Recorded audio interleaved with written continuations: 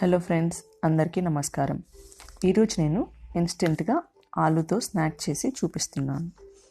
వీడియోలోకి వెళ్ళే ముందు మీరు నా వీడియోని ఫస్ట్ టైం చూస్తున్నట్లయితే ఛానల్ని సబ్స్క్రైబ్ చేసుకోండి. అలాగే పక్కనే ఉన్న బెల్ ఐకాన్ని ట్యాప్ చేయండి. దీనికోసం నేను బంగాళదుంపలు 3 తీసుకున్నాను. వీటిని బాగా మట్టి లేకుండా వాష్ చేసుకొని పెట్టుకోవాలి. ఇప్పుడు పైన పొట్టుని తీసుకుంటున్నాను. ఇలా ఆలూని మొత్తం పీల్ చేసుకున్న తర్వాత సైడ్స్ని కట్ చేసుకోవాలి. ఇలా వీడియోలో చూపిస్తున్నట్టు 4 వైపులా సైడ్స్ని కట్ చేసుకొని పెట్టుకోవాలి. ఇలా ఆలూని మధ్యలో కట్ చేసి పొడవుగా ఫింగర్స్ లాగా కట్ చేసుకోవాలి. వీటిని మరీ సన్నగా కాకుండా మరీ లావుగా కాకుండా ఈ ముక్కలు మన చిటికెలు వేడి మందంలో ఉండేటట్లు కట్ చేసుకొని పెట్టుకోవాలి.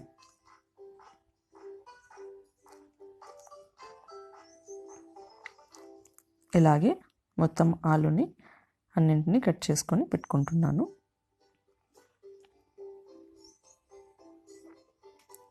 ఇలా కట్ చేసుకున్న అన్ని ముక్కల్ని ఏదైనా ఒక పెద్ద బౌల్లో వాటర్ తీసుకొని 2-3 సార్లు వాటర్ని చేంజ్ చేసుకుంటూ బాగా క్లీన్ చేసుకోవాలి.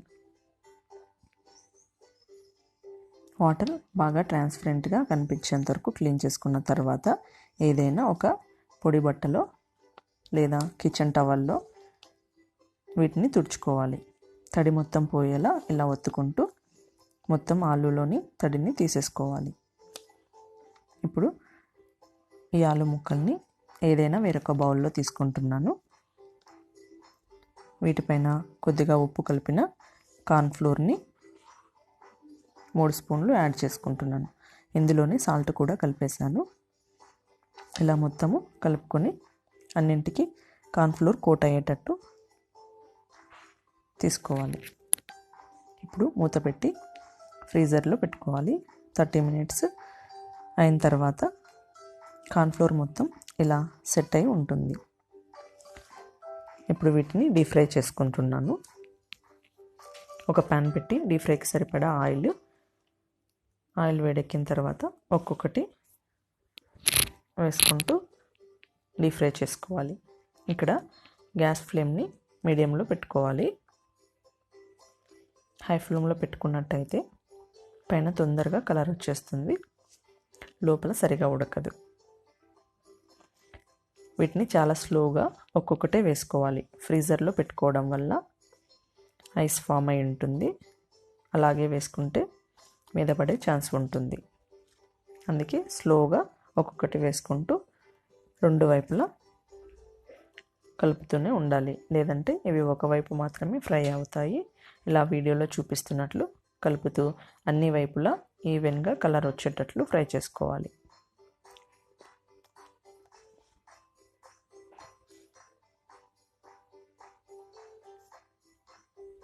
ఇప్పుడు వీటిని ఒక పేపర్ ప్లేట్లో తీసేసుకుంటున్నాను.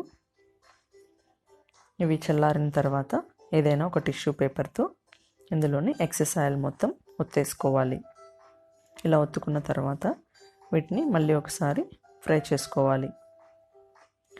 అలా ఫ్రై చేసుకున్నప్పుడే ఆలు బాగా లోపల వరకు ఉడుకుతుంది. లేదంటే పైన కలర్ వచ్చేస్తుంది, లోపల సరిగా ఉడకదు. ఇప్పుడు పైన చిటికెడు ఉప్పు, చాట్ మసాలా, మిరియాల పొడిని కూడా చల్లుకుంటున్నాను. ఇది మొత్తం కలిసేటట్లు వీడియోలో చూపిస్తున్నట్లు టాస్ చేసుకోవాలి. ఇలా చేసుకోవడం వల్ల అంతా బాగా పట్టుకుంటుంది. అంతేనండి, ఎంతో సింపుల్గా ఆలు స్నాక్ తయారైపోయింది.